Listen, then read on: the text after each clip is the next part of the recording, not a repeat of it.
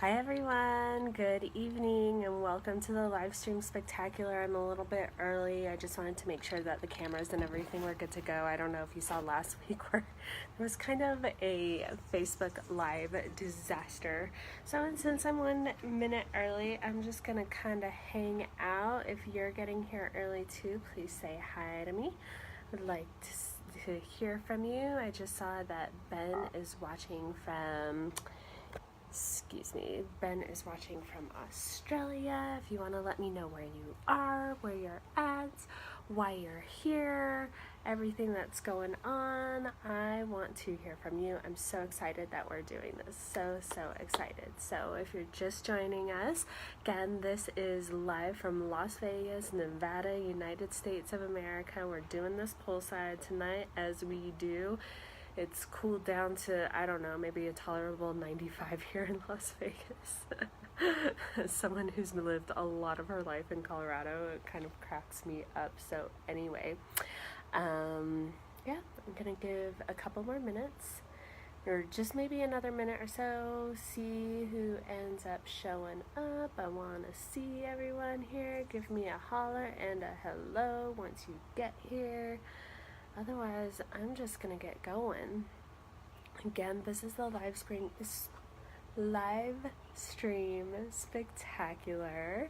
This is going to be a 3-part series. It's happening tomorrow night, a couple hours later, because I go to a little study group for A Course in Miracles, and then again on Thursday night. And what I'm going to be doing is addressing some of the psychological tools, some of the spiritual tools, some of the mindset tools, as well as the really practical business tools that I have seen from coaching creatives, like what needs to happen. So again, this is night 1 of a 3-part series. Make sure you go to my Facebook page and RSVP for night 2 and 3 so you can get the notifications so you don't miss anything at all. So alright, so it's 6:01. I'm going to get started, and I'm sure other people are going to hop on here, but I'm going to just address a couple of I don't want to say rules, but a couple of guidelines that I like to use whenever I give little talks, whether it be in person, whether it be in live stream, and that is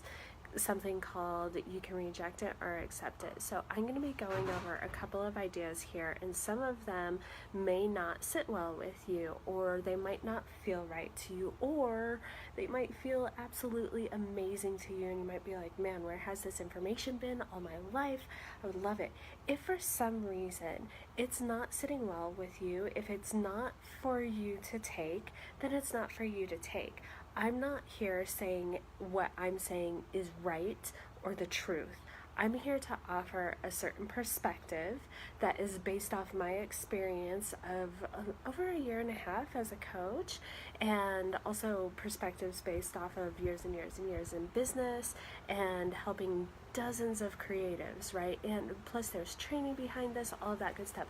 So I'm here to offer a perspective. I'm not here to preach it. If it's helpful to you, oh my gosh, that's so amazing. If it's not helpful to you, that's totally okay.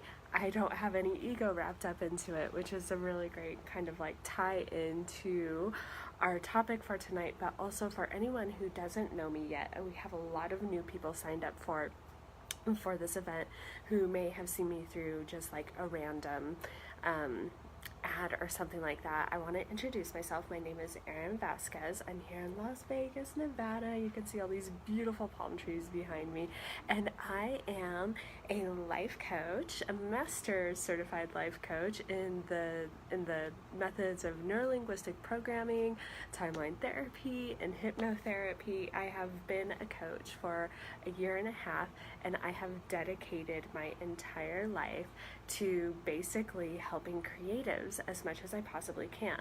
I'm not a skills coach. I don't teach music or teach you how to paint or anything, but what I do is I help you use the power of the mind and the power of linguistics and the power, more specifically, of your unconscious mind, and I couple that with the power, all of the knowledge that I've gained from over a decade of hanging out with business owners and working in marketing and all of that to really help creatives build a creative life that they absolutely love. And my philosophy is such that like the outer mechanics, all of the practical business stuff, like some of the things that I'll be going over on Thursday night, which is, networking practices and stuff like that, I have seen it time and time again in both myself and in my clients, the practical business stuff that you could literally just go Google how to network effectively, right? It doesn't produce results until we get aligned kind of mind, body, and spirit. And that's why tonight I'm going to be talking a lot about the ego. Tomorrow night I'll be talking about mindset. And then it's the third night that I'll be talking about business, which is kind of like a compacted, this is sort of like a mini taste of a course that I'm offering right now called Design Your Destiny. And I'll give you a little bit of information throughout tonight. And then I'll also give you some information and a link where you can go check out more stuff at the end of the night. But basically it's mind, body, soul, business. All right, so if you're just jumping on, hi, great to see you, welcome. I'm going to go over a couple of things, and then if you have questions, I will be taking questions at toward the end of this. But for right now, I want to talk about something, and this was actually by special request by someone who I regard as really smart. Joe, if you're watching, hi. He was texting, and I was like, is there anything that you have that you would really like to hear about? It was about, and his answer was the ego and the creative process, and maybe how sometimes the ego destroys the creative process. If you were here at the beginning, you saw me giving the little introduction that, if the things that I offer here in this live stream are for you, that's amazing. Accept them. If not, that's great too. You can just say reject that. Tell your unconscious mind, reject that.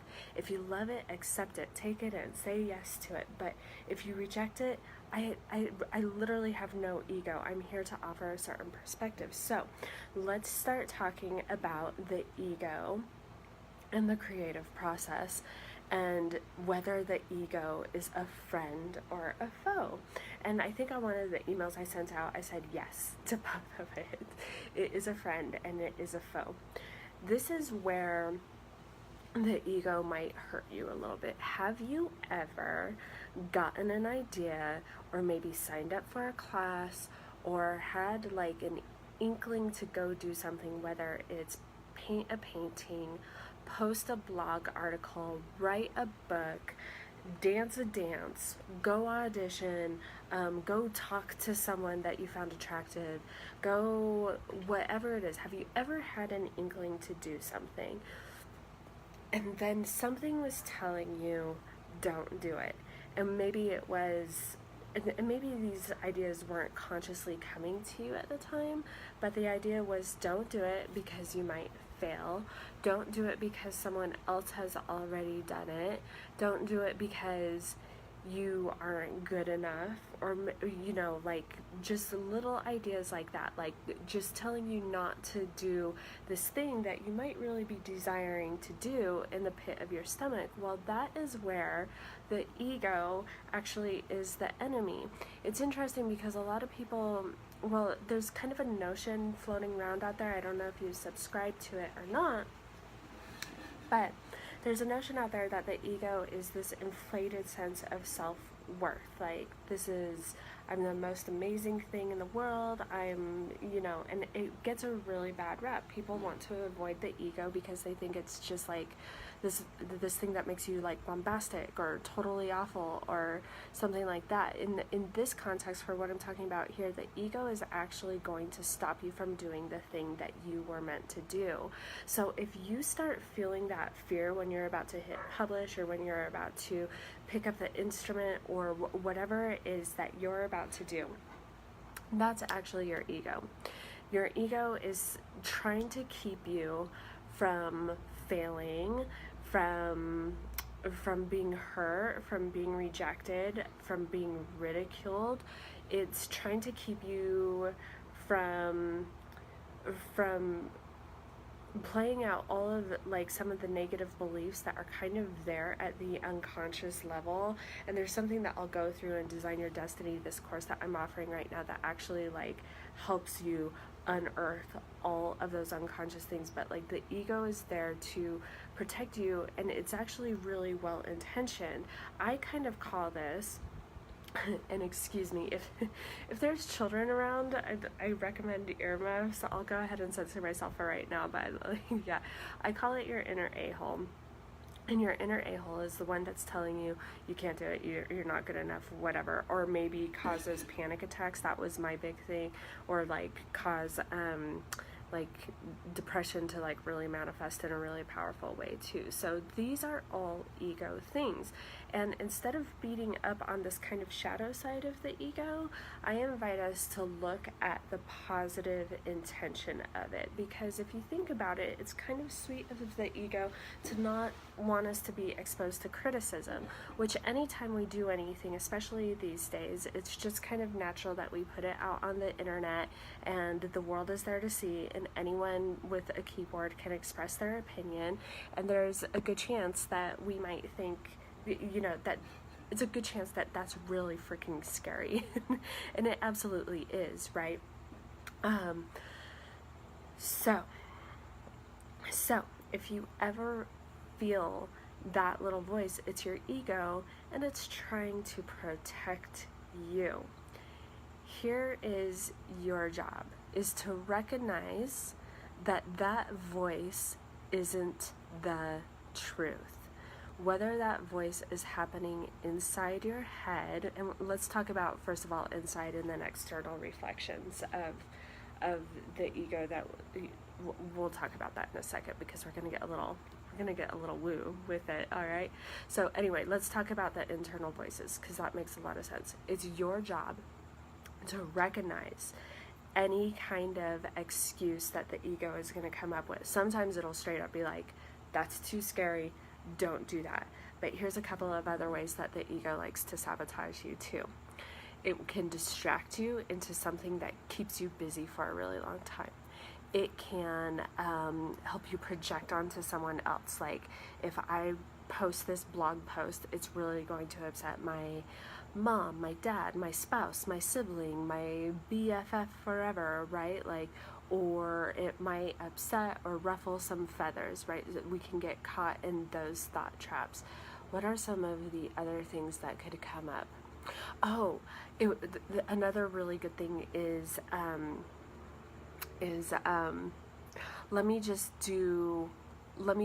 let me accomplish this one more thing, and then I can pick up the instrument or write the book or do whatever it is that you're kind of like holding off on doing. Okay. That one more thing, like take one more class, take one more seminar, whatever it is, that's kind of like holding you back until you give yourself permission. Or if you're looking for external validation, actually, I'll recommend you read a book called Choose Yourself by James Altucher. Altucher is Altucher, and I'm going to make a note to put it in the event notes.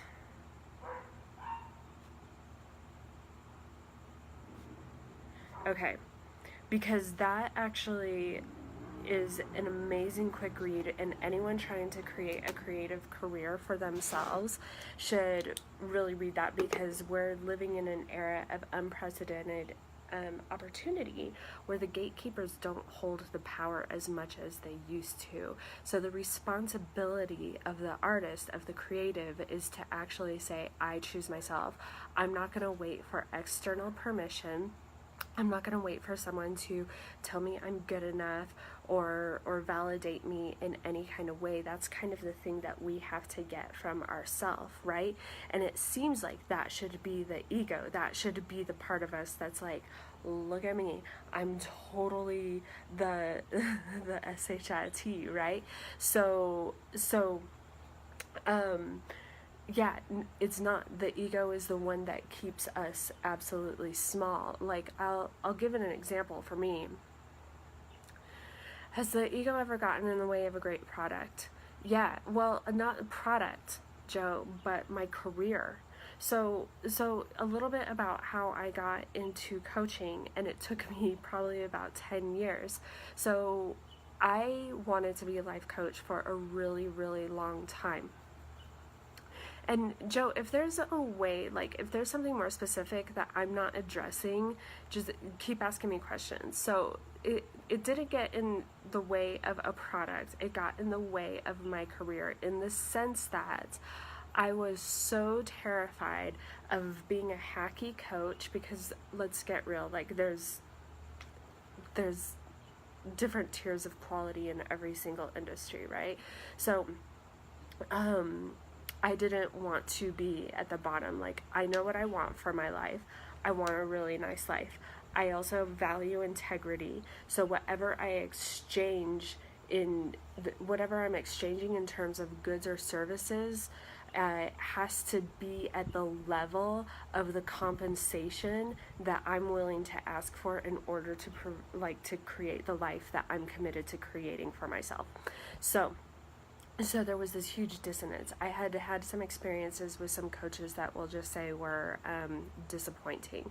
So for probably about 4 years, I was wrestling with the belief that coaches suck. Like, there's absolutely no good life coaches. So in the meantime, I'm like, well, I guess I should just keep on being in marketing. And marketing I'm pretty good at. Marketing is basically the act of telling a story and putting it out digitally, or however it is that you need to put it out, right? But the whole time I was really suffering in the sense that, like, I was out of integrity. My heart, like just like your guys' hearts, might be calling out to go be doing something, but instead you might be going to work day in and day out saying, well, like, this is the responsible thing to do. That's another ego trap right there. This is the responsible thing to do. To whom? To whom is it responsible? Is it responsible to yourself if you're like really living out of integrity? Is it responsible to someone else's standards? Is it responsible to like society standards? To whom is it responsible? It doesn't, that's one of those things. So, or I should be grateful. Okay, we should always be grateful for so many amazing things, right? Like, gratitude is a really important it's a really important practice, but we can also be grateful for the greater desires that we've been bequeathed from either our unconscious mind or God or whatever it is, whatever your belief system is. We can be grateful for that too, because those were also like divine gifts from the above. Okay, so the entire time my ego was telling me all sorts of stories about why I couldn't do the thing that I wanted to do. And then kind of like the final, I couldn't see it. I just couldn't see it. And then I was able to project it onto someone, which was a TV character, and I won't even get into that. But I found out that TV character, or the actress for the TV character, was coached by Tony Robbins. And so I went to go see him, and I experienced his coaching. Basically, he did an intervention on me in front of 10,000 people, and then I felt the results immediately, like immediately. I had been on medications for a really long time to treat myself for a myriad of so many fun things. And that night when I went back to the hotel, after being coached by Tony Robbins and walking across the fire, something in my mind had just like shifted. And ego, so like one thing that he showed me was that like my mind was like going absolutely crazy. And that's another distinction that you can use. Like, am I in ego right now? As if you're overthinking it. So like Tony was telling me, like, mind was running the show. Mind was telling me that I couldn't have this and that. And at the time it was like, oh, it was career and family. And right now as we speak, I have a beautiful little 10-week-old inside. And he's being watched by my husband, FYI. Anyway, and I learned that you can have this and this and this and this, that the possibilities are absolutely limitless. It's been my mission to go out and preach that to anyone who's like willing to listen or whatever. So the ego kept me small until I was able to make a decision and switch that and make really specific steps. And then once I was able to do that, it was game over. Joe, is that like what you were asking about? Does that kind of, let me know if you're trying to get a different, the ego is trying to protect your higher self, and the ego, so Joe's asking, is the ego opposite of your higher self? This is the thing, is that if we say opposite, there's automatically an opposition that lies within us, which means we're not fully integrated. So our ego actually has a really, really good intention. And the more that we demonize it, the more that we say it's like less than higher self, or like it's in the way of higher self, or God, or universe, or unconscious mind, whatever it is. Okay, good, got you, Joe. Whatever it is, then the more that we're going to repress that shadow side. And that's where, and by the way, I don't give medical advice, I'm not a medical professional, but that's where a lot of anxiety and profound sadness, chronic sadness shows up, is because we're trying to shove something away instead of being able to recognize it for what it is, which is just a natural function. We aren't designed to be happy. Our brain is designed to help us survive, right? So if it's acting out of fear, if it's trying to keep us safe from our higher self is the one that has that whole heart feeling. It was my higher self that saw that TV character on the show, who was a performance coach on the show Billions, and said, yes, her, you can go do what she's doing, now go figure it out. It was like a frickin' lightning bolt. There was no denying what it was. I will say that it took a couple of months to go put the pieces together and figure out how I was going to manifest that into the physical world, but in the meantime it was working on my brain, and probably on a very unconscious level, right? So the ego, I don't want to say it's an opposition of our higher self. It's just like a reptilian version of trying to help us survive. And the higher self is just trying to help us like live this magnificent life. And we can actually integrate them, because sometimes the ego does have the right idea. Like sometimes the ego can be like, maybe slow down. Like, I don't know if anyone here is watching that got like one of the emails that was sent out too early. I forget if it was yesterday or Sunday or whatever it was. But there was a part of me that was like, I'm really tired. I should probably take a walk around the block, hang out with the baby before I before I do anything else. And that was just kind of like, actually, that's more higher self. That's not ego. Here's where the ego could have come in there. Is when I realized that I had sent out the wrong email at the wrong time to over hundreds of people. Basically, I could have decided that I'm a total F-up. I'll never get this right. No one's gonna want to hear what I have to say after making a mistake like that. On and on and on and on and on, because my ego doesn't want me to be ridiculed. My ego is invested in me looking really good, but what does that even mean, right? So the ego isn't necessarily bad. It's just protective. And so what we get to do is here's an exercise for you guys. And excuse me while I write these things down, because I want to put it all in the event notes and the follow-up emails too. So here's an exercise for you guys. Like, I want you to identify your ego and how it shows up. Like, is it fear? Is it sadness? Is it projecting onto other people? And what is the voice of the ego? And then what is it trying to protect you from? Okay, so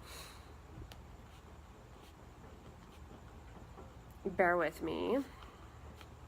If you're just coming in right now, I am writing down an exercise that I'm going to put in the event notes so that you have I want to give you guys like actionable items that you guys like, exercises that you can integrate into your life. I go into these way deeper in the course I'm offering right now, Design Your Destiny, but I want you to get value from absolutely everything that I offer you. So even these next 3 days, like I said, it's just like a mini crunched up version of the course that I'm going to be offering, or that I am offering, that starts in October. So what is it trying to protect you from?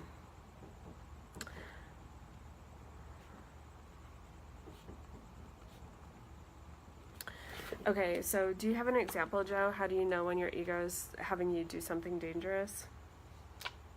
Because for me, when my ego was having me like avoid being a life coach because I didn't think I was good enough, it ended up being dangerous in the sense that I was suicidal.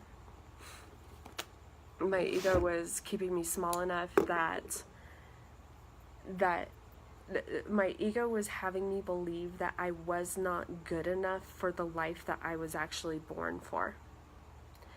And how messed up is that? Might someone be a little bit depressed if they think they are unworthy of the actual desires that were given to them at birth by God, by unconscious mind, by source, universe, whatever it is, right? Well, so I feel like the ego is dangerous when you are disconnected from your heart. If your ego, here's another thing it did. To numb me from the pain of not understanding how I was going to go live the life that I wanted to live, I would say it was ego that helped, that probably caused me to... The ego is me. I don't, because I'm not trying to like say that this is anyone else's fault, but I drink not some of the wine, I drink all of the wine. You know what I mean? I drink all of the wine all of the time because I was trying to numb down the heart voices that were saying you have to go do this thing, right? So drinking copious amounts is super effing dangerous. Joe, it's dangerous anytime you get these little signals like that there's something like kind of out of commission or out of alignment. Then it's time to, that's something telling you that it's time to evaluate things. And a lot of times the evaluation gets to go back to the ego and the fears and the beliefs that are keeping you from what you truly desire, right? Or what you were truly made for. Does that make sense? And anyone else who has any questions, just put them in there and I will riff on them. So hopefully that makes sense, right? So I've gone over a couple of examples of how the ego shows up kind of like internally. I also want to give you some tools about like how the shadow side of the ego shows up, but are reflected back to us from external resources, because this is something that's really important. One of the things that I feel is true is that we cannot recognize anything that we do not possess in ourselves. So I'll take you through another little exercise a little bit later for when you need to get like the hot, sexy, confident mojo thing going on. But I'm bringing this up right now because if we perceive something in somebody else, it means that it's something that is within us, whether that's good or bad. So for instance, when I watch Beyonce, I'm like, damn queen, you are creative, you are a commander of your own universe, you've got like the family, you turned lemons into lemonade, you constantly inspire, blah, blah, blah. I'm not sitting here and saying that I do that's necessarily my perception of myself all the time. What I'm saying is that the fact that I'm able to recognize those attributes in another human being means that some version of those attributes lies within me. Now, okay, so let's switch it back to the ego and how it kind of like keeps us small. A lot of times my clients are not into making that first step and putting themselves out there and like coming out of the closet as a creative or what have you, because they're terrified of criticism. And how could you not be? Because when you're a creative, if you're doing original work, even if you're an actor channeling somebody else's like original work, that's still you. If you're a comedian, if you're a stand-up comedian, and it's just you on stage with a microphone, like they're not criticizing the artwork, they're like criticizing you as a person, right? So especially as creatives, how could this not be super effing terrifying in one way or another, right? Of course it's really terrifying. And we don't want to put ourselves out there and just have people say like, oh, well, you know, here's one I hear all the time: your dad was right all along, you weren't made for this, you may as well go be a CPA, right? And if you were born to be a creative, the idea of being a CPA is probably like, oh, like sulfuric acid to your beautiful little heart. So it's those ideas that like really keep us small. Now, when people say things to us and they hurt, that is an opportunity to examine those things that are still inside of us, some of those wounds and those beliefs that we get to work through in order to start building that foundation for a creative life. And again, we go a lot deeper into it when we do Design Your Destiny, again starting in October, but that course will give you like the actual tools, but like I'll touch on it a little bit here. Like for instance, a lot of my clients have been told their whole lives that creative pursuits are not suitable careers, that you can do it as a hobby, but it can't be a career. So people go into careers like what I did when I went into marketing, and it just doesn't feel right. It doesn't feel right. I was on medication. I was drinking like way too much. And so all of these things are coming around. Well, I would propose to you that if something like that is like gets to you on a really deep level, or if someone comes around and says like, oh, maybe you shouldn't quit your day job, and you get like an emotional charge in a really negative way, or someone leaves a comment on your blog that's less than flattering, or a rude comment on SoundCloud, whatever it is, and you feel a negative charge either way, this is what you can do. And here's the exercise. I want you guys to like write this down, and of course I'll leave it in the notes too. Here's the exercise. I want you to look at the wound or the core belief. What is it? I believe that it's stupid for me to try to make music for a living. I believe, for me, it was I believe I'm not good enough to be a coach. All right. And do this exercise, because there might be a lot of core beliefs that are like that. Okay. Now I'm going to use, there's a woman named Amanda Francis, and I find this to be a really effective, like quick way that you can do over and over again to basically reprogram your mind and kind of get rid of the beliefs. So go ahead and write out all of the beliefs that are bothering you, if they are coming, well, either from inside or outside. So anyway, write them down, whatever they are.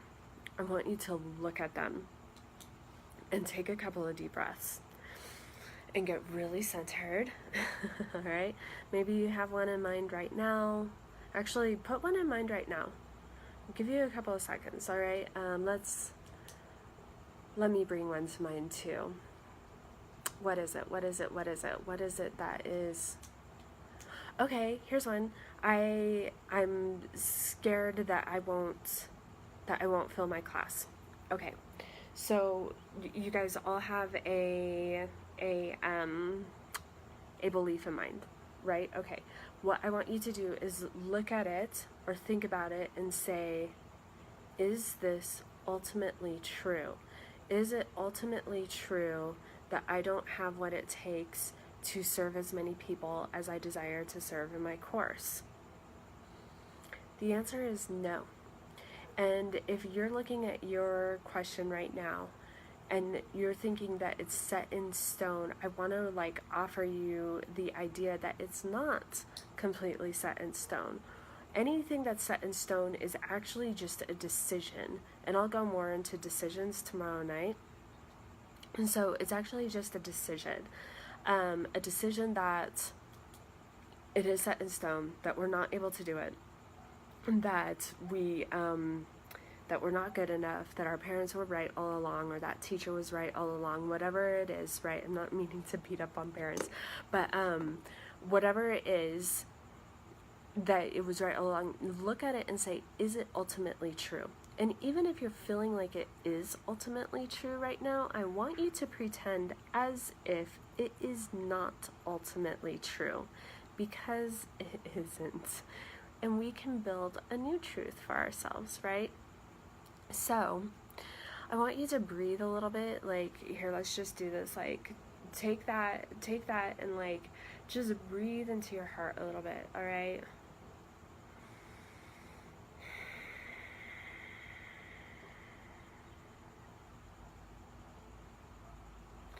And I want you to feel your mind quieting down, and I want you to breathe into your heart again, a really, really big breath.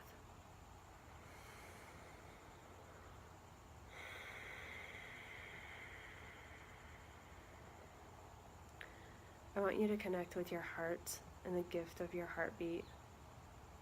That was a gift that you didn't have to pay for, ask for, put on a wish list. That was just given to you by your mother and by God.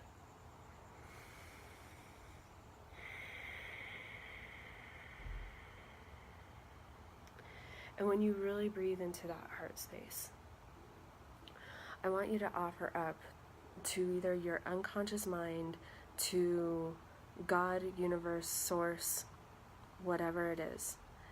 Say, I am willing to see this a different way. I am willing to be guided, and I am willing to do my part, and keep breathing into it. And see what comes through you, through your unconscious mind. And it's those divine moments of inspiration. It might be a whisper, it might be a lightning bolt. But whatever it is, you're going to feel the belief absolutely shifting, all right? And then you get to do this over and over and over again until that belief is something you can flick off, like a little flea or something like that, right? Now, that's an exercise that you can do all the time. I do it every day, every damn day, all right? And it's amazing because you can start, when I first started doing that, some of my really deep-rooted beliefs were really difficult to reframe. So in Design Your Destiny, I'll be doing that method with you along with a couple of other methodologies. It's that will definitely clear everything out, and you get to keep doing the work, because as you expand, as you get bigger, your ego is going to try to protect you in more and different ways. And that's another reason, Joe, I don't want to demonize the ego. It's there to protect you, and it's not just going to go away, at least not in my perspective or experience or anything like that. It doesn't just go away.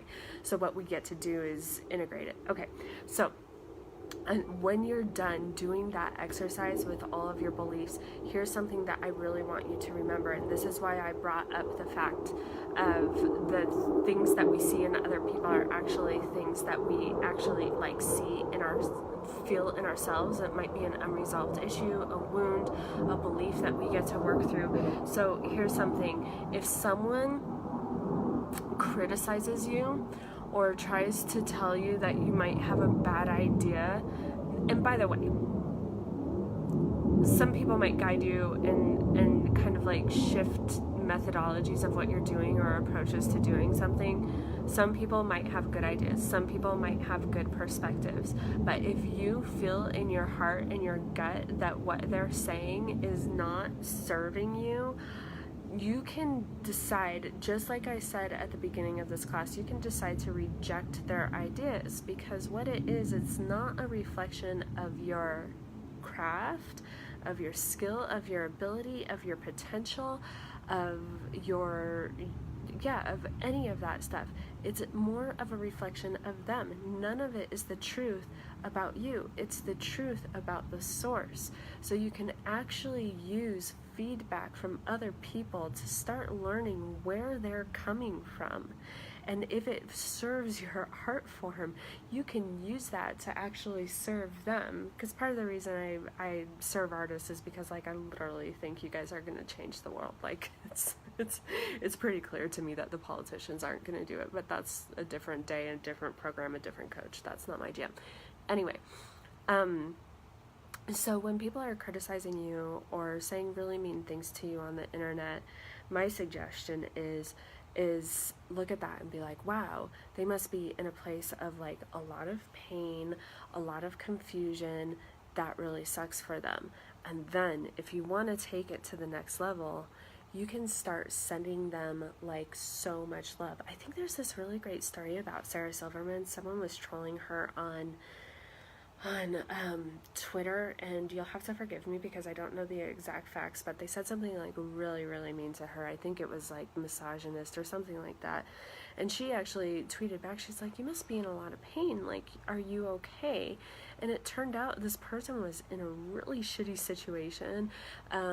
I forget the specifics of the specific situation, of the actual situation, but they were in a lot of pain. And by the end of it, Sarah had used her vast network and her leverage to connect this person with the resources that he needed to get to a better place where he could start healing. And I want you to know that you can start using that too. You can use your skills, your passion, your platforms once you start building them, or maybe you already have them, to actually get other people into a better place. And if you're ever like feeling like your ego is keeping you small, I promise you that if you start focusing or shifting the focus from yourself, because if you're like depressed or scared or like totally worried about like things aren't gonna go well or whatever it is, I promise you're focusing on yourself. So if you start focusing on other people and bringing light and sunshine to their day, the focus goes off of you to others. You're going to move from the head space down to the heart space, and things are going to start flowing a lot better. So remember that when criticism shows up in your world, look at the way specifically that it's triggering you.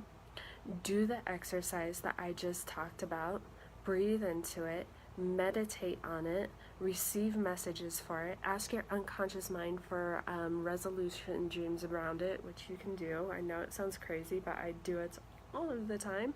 You can literally say, hey, unconscious mind, I'm working on this problem. If you could work on it with me from the hours of 1 to 3 this morning, that would be really great. So, I'm yakking my head off. I need a sip of water. So, okay, now, does anyone else have any questions at this point? I've been riffing for like 40 minutes. Any other questions? Okay, so the shift is what we get to do. We get to shift from ego into, I want to say, confidence. And this is something that I think people really need to like look out for, because there's a demonization of ego and almost confidence. So I think I just mentioned that I have a 10-week-old baby, and he is, how do you know when you receive a message versus talking to yourself? Specify a little bit.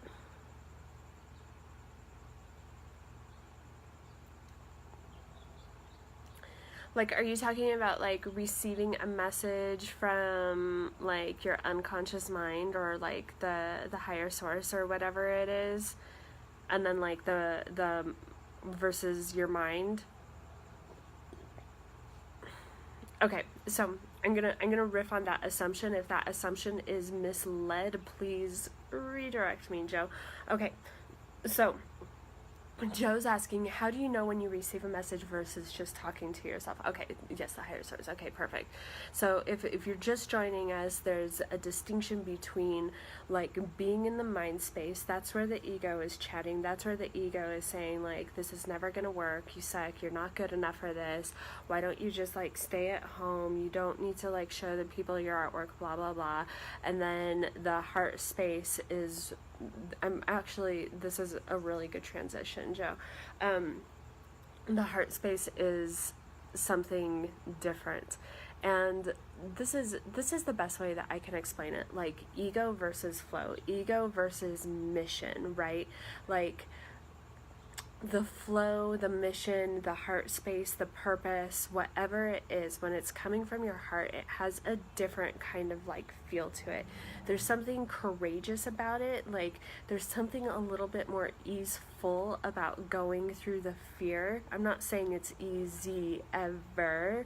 Well, maybe it is. Maybe it gets to be easy for you. That's amazing. But for me, like, you know, I can tell you my ego's fired off like a million times today leading up to this. Who do you think you are to like get on a live stream and talk about blah, blah, blah, blah, blah. And then I have to switch back into something else, connect to mission, connect to heart space. And I'll talk about that a little bit. Okay. So you get to slow down and really examine the things like the message, like the headspace. That's going to sound, there's going to be a lot of fear associated with it, and it's actually going to be taking you away from your ultimate purpose and your ultimate heart space, or the intention is going to be, I would say ill-placed. Like the intention is actually rooted in fear or something that isn't really going to serve the heart space, like the connection to the higher power. So for instance, with this, I'll use this as a real life example. In February, I was pregnant, and my ego was like in full on like warrior mode. Girl, you have to get XYZ clients, and then you have to make X amount of money, and you better do it this way. You got to do it because you aren't going to lose your identity. Like you're not going to give up your career, because you might be able to pick up, I've been a little bit independent my whole life. I'm pretty self-sufficient. I'm married. Yeah. Anyway. So in February, I decided to do a webinar and to fill a course.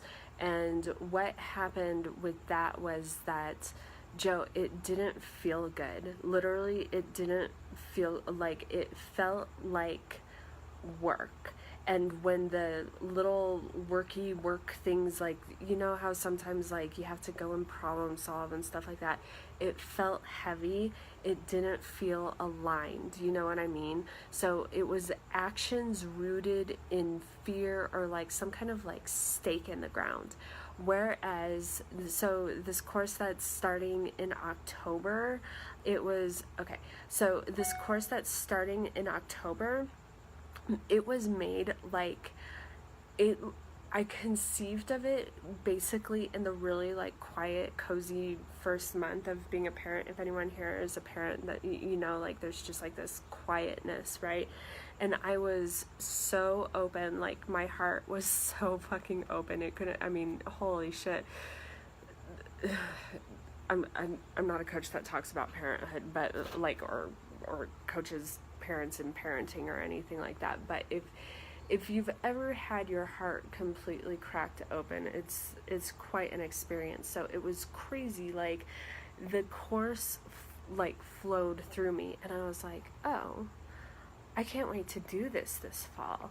And like setting it up, like all those little things that come up, like I was saying, like it was tied to a greater purpose. There was a big vision of being able to like create a community, serve a bunch of people, like give all the lessons that I've been wanting to give, that I've been giving on an individual basis for a year and a half now to my one-on-one clients that I love very much, but also being able to give people kind of like a lower barrier to entry. There were all these things that I was just like, oh my God, this is it. And there was like flow and ease and it just felt good. I'm not saying that there aren't times where I'm like, what the hell is this technological snafu? This is freaking annoying, and then I gotta go problem solve instead of like really being in the moment and writing and doing all of that stuff. That's just kind of the nature of the beast, and we'll talk about that more tomorrow with mindset.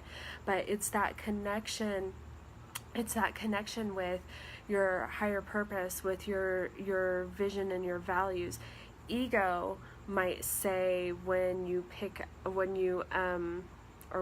I was like yesterday, I was running into all sorts of like technological errors. Ego would say, screw it, it's not worth it. And then if you dig down even more, you'll see that it's rooted to a fear of probably unworthiness, of laziness, of, like something that does not serve the higher and greatest good, right? So that's what I would say. It's a feeling, like, and what I would suggest doing is every day kind of like coming back to that center, coming back to that purpose and your values and your mission as a creative, as a human, as a husband, as a son, whatever it is, like in all those domains of life, so you can be really, really in tune with it. This is the daily work, you guys. You don't get to go to like one live stream, one class, one seminar, or read one book. We get to show up for ourselves every damn day, every single damn day, until I don't know when. This is like my job, and I still get to do the work every single day. I haven't had like one like moment that just erases them all and makes it unnecessary to like ever come back and do it again. So that's it. That's the feeling. So when you're totally aligned and totally in tune with all of those things, then those feelings that you get, like the connection with your unconscious mind, with source, whatever it is, are going to be a lot clearer. Now, let me make this really important distinction too. When you are in the middle of divine inspiration or getting like bigger messages to play on a bigger field or to play bigger, that does not mean just because it's from a different source, like from the heart space or unconscious mind or God or whatever works for you, spirit, it doesn't mean it's not going to be scary. When we are growing, when we are expanding, there is going to be nervousness and there is going to be fear, but the difference is that we're going to be pulled forward because it was literally what we were born to do. It is what we were born to do. And this is where we can kind of like create a different persona. Like I'll go back to Beyonce. Beyonce has Sasha Fierce. And, Kanye gets a lot of shit. He gets a lot of shit, but like, he is standing in his greatness, right? However that manifests, if it's like some controversial tweet storm or whatever, and people are like freaking out. Again, anyone freaking about a Kanye Twitter storm actually has some things that they need to look at in themselves, referencing back to perception is projection. But anyway, looking at all of that, we can actually use that mission, vision, values and make an incantation or make a statement or an affirmation, whatever it is. So mine is something like, I am Erin effing Vazquez. I am a coach to the creatives of this world who are going to be known by everyone the world over. I love serving people. People love being served by me. We have an equal, amazing like exchange of money and services and whatever it is, right? And some people might think that that sounds like really bombastic and absolutely crazy and everything, but if we evoke that energy, if we are standing in our truth, and you can like feel, like I'll go into more mindset and like physiology and all that good stuff tomorrow night during the mindset live stream. But when we are in that physiology, when we are in like what Tony Robbins calls peak state, then the heart like really comes through. Okay, does anyone have any other questions? Anyone have any questions? Okay, so we got about 7 more minutes. We have about 7 more minutes. So again, like I said, I wanted to talk to you a little bit about this course, Design Your Destiny. If it feels like something, if you've enjoyed any of this live stream, if you found value from any of this live stream, I really, really encourage you to go check out. Yes. Okay, so Ben is saying people confuse confidence with arrogance. Be the best at what you do. Love what you're saying. So confidence, that kind of like thing like that. So like, again, Kanye, mistaken as arrogant, right? Maybe sometimes when he's in his ego, like he's publicly, I don't know if anyone saw this article in the New York Times, but he he had to have a little sesh with Tony Robbins because he was like super depressed because sorry, there was a notification right there, because who is it, Drake or whatever, was doing better than him in the charts. Like, ugh, boring, right? But that was really real to Kanye, and I think some of his behavior, when he comes from that place of like, gotta beat Drake, gotta like tell him that I'm number one, like puffing his chest, right? Like, but that's part of what we love about Kanye, is he's willing to puff his chest. That is when he is in his ego. When he is in